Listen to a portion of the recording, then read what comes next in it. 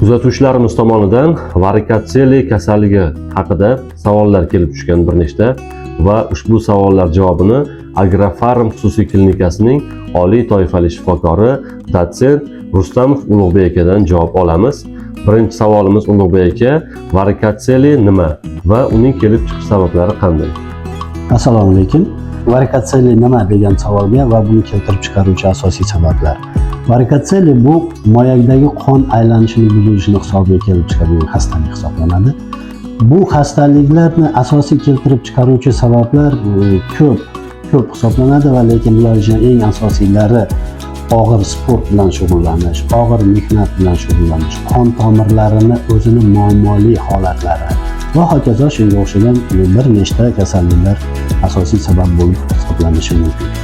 Endi varikatselini necha yoshda uchraydi degan savollar ham kelib tushyapti. Varikatseli odatda 2 yosh, 3 yosh, hattoki endi biz bolalar praktikasi bilan shug'ullanamiz, lekin 2-3 yoshlardagi bolalarda ham hatto o'smir bolalarda ko'proq uchraydi.